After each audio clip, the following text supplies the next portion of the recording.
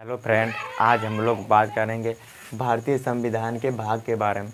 मैं आप लोग को बता दूं कि भारतीय संविधान में 22 भाग, 395 अनुच्छेद और मूल रूप से 8 अनुसूचियाँ थी, जो कि संशोधन करके अब 12 कर दी गई है। ठीक है, वही भारतीय संविधान के भाग 1 में संघ तथा उसके राज्य क्षेत्र तथा नए राज्य का निर्माण की बात की गई है, जो कि अनुच्छेद 1 से 4 में है। ठीक है, वही भाग 2 में हेलो फ्रेंड, आज हम लोग बात करेंगे भारतीय संविधान के भाग के बारे में।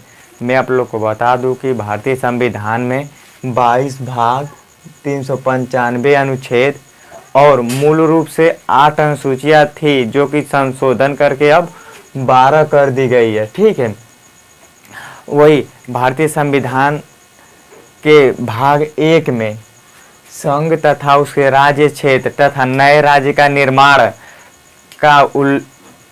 की बात की गई है, जो कि अनुच्छेद 1 से 4 में है। ठीक है, वही भाग 2 में नागरिकता का प्रावधान है, जो कि अनुच्छेद 5 से 11 में, नागरिकता का प्रावधान अनुच्छेद 5 से 11 में।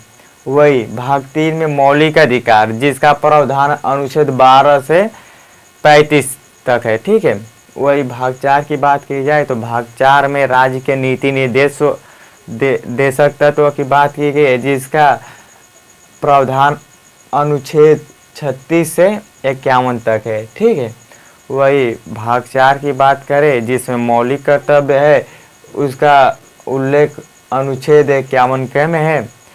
ठीक है, और हमारे मौलिक कर्तव्य 11 होते हैं। भाग 5 की बात की जाए जिसमें संघ है। ठीक है, भाग 5 में संघ है, इसका उल्लेख अनुच्छेद 52 से 151 तक में।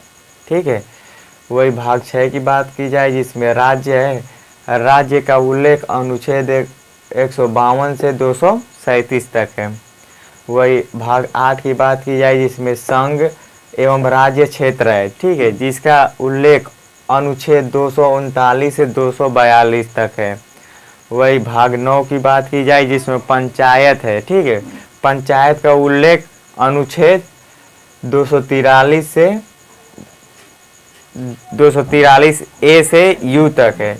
वही भाग 9 क की बात की जाए तो नगर पालिका। ठीक है, नगर पालिका का प्रावधान है, जो कि अनुच्छेद 243 यू में।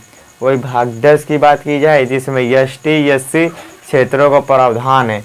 ठीक है, SC/SC क्षेत्रों का प्रावधान मतलब अनुसूचित जाति तथा अनुसूचित जनजाति के क्षेत्र का प्रावधान, जिसका उल्लेख अनुच्छेद 244 से 244 के में है।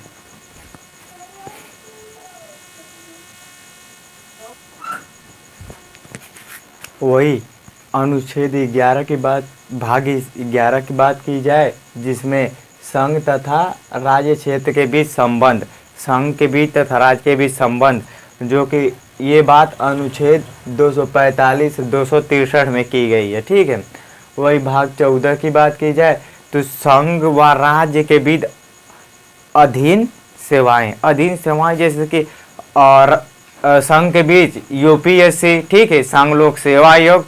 वही राज्य के बीच राज्य लोक सेवा आयोग UPPCS, RSPCS। ठीक है, ये सब है ना, ये राज्य लोक सेवा आयोग के अंतर्गत आएगी। वही UPSC संघ लोक सेवा आयोग के अंतर्गत आएगी। ठीक है, इसकी बात अनुच्छेद 308 से 323 में की गई है। ठीक है, और वही अनुच्छेद भाग 15 में तो इसका भाग 15 में निर्वाचन आयोग की बात की गई है। निर्वाचन आयोग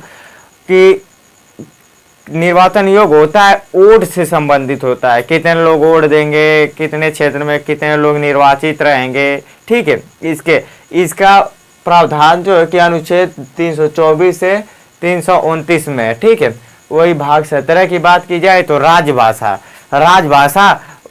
मुख्य रूप से 12 हैं भारत में। ठीक है, पहले 14 थी जिसे संशोधन करके अब 22 की गई है, 22 कर दी गई है। ठीक है, और राजभाषा का जो उल्लेख है कि किस अनुसूची में है ना, तो 8वीं अनुसूची में 22 भाषाओं का उल्लेख, ठीक है।